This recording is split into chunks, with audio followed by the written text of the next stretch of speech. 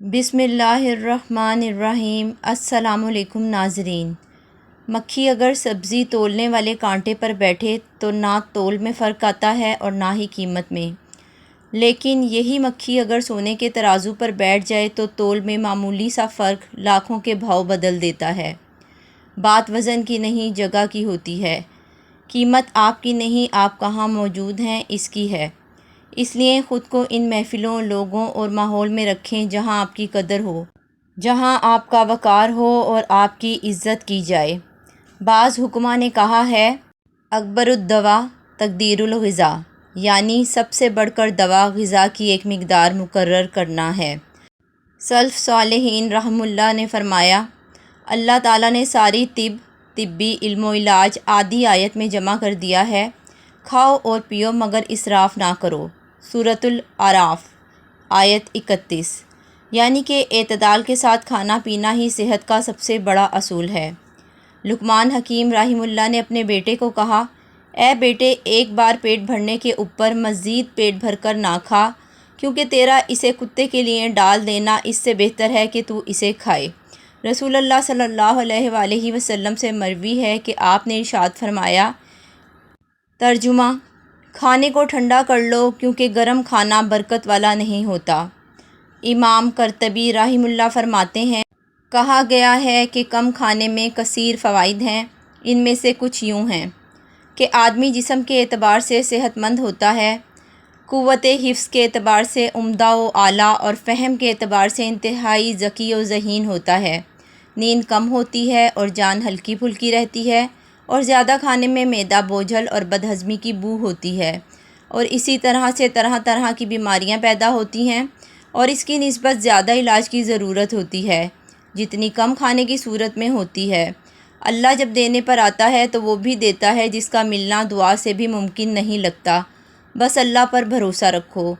اگر یادداشت کمزور ہو اور بھول جانے کی بیماری ہو تو ناک میں بادام کا تیل لگا لیا کریں۔ دیسی انڈے کی سفیدی دودھ میں ملا کر پینے سے پٹھوں کے کھچاؤ میں کمی آتی ہے اور ذہنی سکون ملتا ہے۔ ناظرین، دل کے دورے سے محفوظ رہنے کے لیے رات کا کھانا 8 بجے تک کھا لیں اور رات کے کھانے کے بعد 1 گھنٹے تک نہ سوئیں، بلکہ اگر ممکن ہو تو چہل قدمی کیا کریں۔ زیادہ چکنائی والی چیزیں کھائی جائیں تو یہ گلے میں خراش اور دمہ کا مسئلہ ہو سکتی ہے۔ اگر بچہ بستر پر پیشاب کرتا ہو تو اسے جامن کا شربت پلائیں۔ ناظرین، کھجور جسم میں نیا خون پیدا کرتا ہے، چہرے کی رنگت کو نکھارتا ہے اور قوت باک کو بڑھاتا ہے۔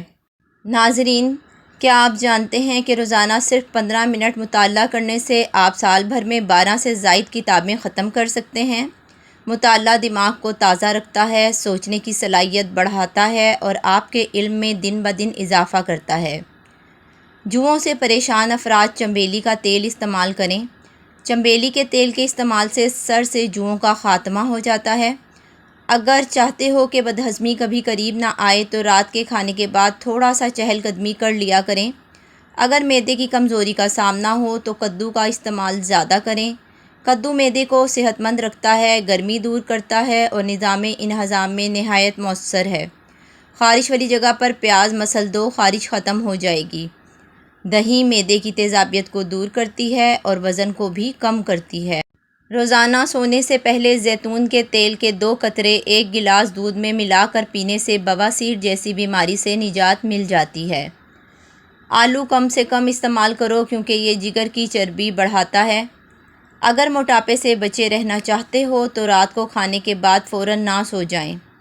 سفید چنے ایسٹروجن کی کمی کی وجہ سے ہونے والی ہڈیوں کی کمزوری کو روکنے میں مددگار ثابت ہو سکتے ہیں۔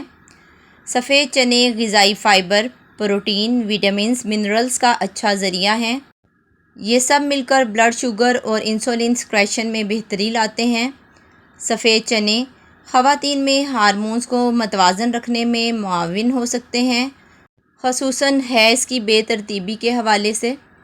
ناظرین، آج کل قبض ایک عام مسئلہ ہے جو اکثر غذا، طرز زندگی یا پانی کی کمی کی وجہ سے ہوتا ہے۔ خوش قسمتی سے چند آسان عادات اپنا کر اسے روکا اور کم کیا جا سکتا ہے۔ قبض سے بچنے کے 6 آسان طریقے۔ ریشے دار غذائیں کھائیں۔ سبزیاں، دالیں، پھل، سیب، امرود، آلو بخارا اور ہول ویٹ اناج قبض کے خلاف بہترین ہیں۔ فائبر یعنی کہ ریشہ آنتوں کی حرکت کو تیز کرتا ہے۔ زیادہ پانی پئیں۔ دن میں کم از کم 7-8 گلاس پانی ضرور پئیں۔ پانی آنتوں میں موجود فضلے کو نرم کرتا ہے اور اسے باہر نکلنے میں مدد دیتا ہے۔ چکنائی والی غذائیں کم کریں۔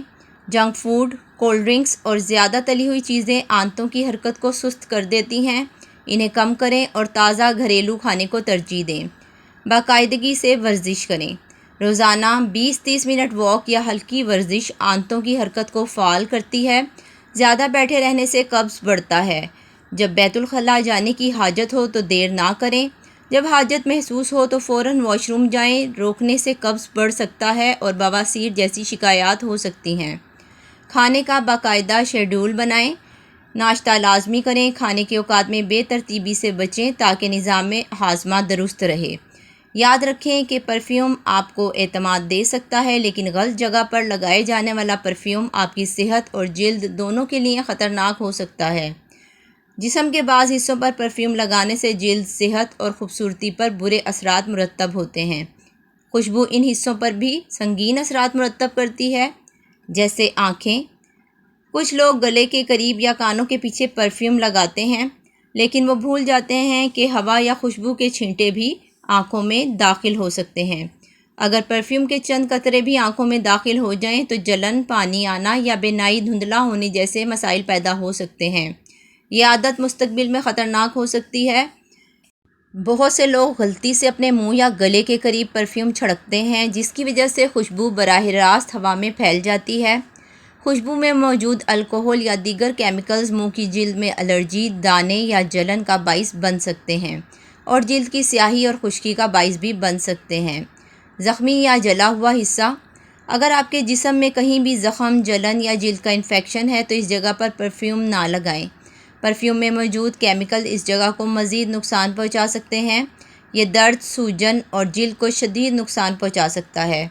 بہت سے لوگ جسم کی بدبو کو چھپانے کے لیے جسم کے نازک اعضاء کے قریب پرفیوم اسپرے کرتے ہیں، تاہم اس سے نہ صرف جلد کو نقصان پہنچتا ہے بلکہ انفیکشن کا خطرہ بھی بڑھ جاتا ہے۔ بغلوں میں عام طور پر زیادہ پسینہ آتا ہے، اس لیے بہت سے لوگ اس جگہ پر تھوڑا زیادہ پرفیوم لگاتے ہیں۔ تاہم پرفیوم میں موجود کیمیکلز پسینے اور جلد میں گھل مل جانے پر الرجی یا جلن کا باعث بن سکتے ہیں۔ اس لیے ضرورت پڑنے پر آپ اس حصے میں الکحل فری پرفیوم استعمال کر سکتے ہیں۔ پرفیوم لگانے کے لیے صحیح جگہ۔ اگر آپ پرفیوم کو صحیح طریقے سے لگانا چاہتے ہیں تو اسے جسم کے پلس پوائنٹس پر لگائیں، جیسے کلائیوں، کانوں کے پیچھے اور ٹخنوں کے سامنے۔ ان جگہوں سے جسم کی حرارت خارج ہوتی ہے، جس سے خوشبو زیادہ دیر تک رہتی ہے اور جلد کو پہنچنے والے نقصان کو کم کرتی ہے۔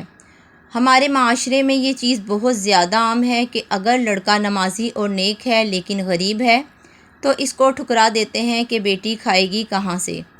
لیکن دوسرا، اگر لڑکا مالدار ہے لیکن وہ زمانے کے تمام گناہ کرتا ہے، سارے گناہ کرتا ہے، تو یہ کہہ کر لڑکی اس کو دے دی جاتی ہے کہ اللہ ہدایت دے دے گا۔ جو اللہ اس کو ہدایت دینے پر قادر ہے تو کیا وہ اس کو رزق دینے پر قادر نہیں ہے؟ انسان خود ہی اپنا دشمن ہے۔ انسان اپنی زندگی کے سب سے بڑے زخم دوسروں سے نہیں کھاتا بلکہ اپنے ہی ہاتھوں کھاتا ہے۔ تمہارا خوف تمہیں کمزور کرتا ہے، تمہارا اشک تمہیں دشمنوں کے جال میں لے آتا ہے، تمہاری لالچ تمہیں غلام بنا دیتی ہے، تمہاری جلد بازی تمہیں اپنی بربادی کی طرف دھکیلتی ہے۔ فرض کرو تم ایک بس میں بیٹھے ہو اور تمہارے پاس قیمتی پرس ہے۔ تمہارے ساتھ بیٹھا ہوا شخص عام لگ رہا ہے، لیکن تمہارے اندر شک پیدا ہوتا ہے کہ شاید یہ چور ہے۔ تم ڈر کے مارے بار بار پرس چیک کرتے ہو۔ وہ شخص تمہیں مشکوک نظر سے دیکھنے لگتا ہے۔ آخر کار وہ سوچنے لگتا ہے یہ آدمی کچھ قیمتی چیز لے کر بیٹھا ہے، اور یوں تمہارا اندر کا خوف ہی اصل دشمن کو بیدار کر دیتا ہے۔ ناظرین، جب انسان بار بار کسی اچھی عادت کو شروع کر کے چھوڑ دیتا ہے تو اس کے دماغ میں بار بار مایوسی کا چکر بن جاتا ہے۔ میں کچھ نہیں کر پا رہا، مایوسی اور کام نہ کرنے کا دل، اس سے موٹیویشن مزید کم ہو جاتی ہے۔ یہ احساس کہ میں بالکل ناکام ہوں ایک شیطانی وسوسہ ہے، حقیقت نہیں۔ آپ کو بڑے بڑے پلان بنانے کی ضرورت نہیں۔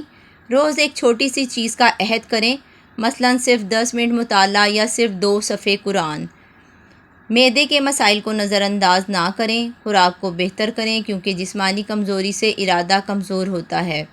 صبح فجر کے بعد کام طے کریں کہ آج کیا کرنا ہے، چاہے ہلکی ورزش یا کوئی اور کام، تاکہ فوراً دوبارہ نیند نہ آئے۔ آپ نے پہلے یہ سب کچھ کیا ہے، اس کا مطلب ہے دوبارہ کر سکتے ہیں۔ اللہ پاک کے نزدیک بھی وہی عمل پسندیدہ ہے جو چھوٹا ہو مگر مسلسل ہو۔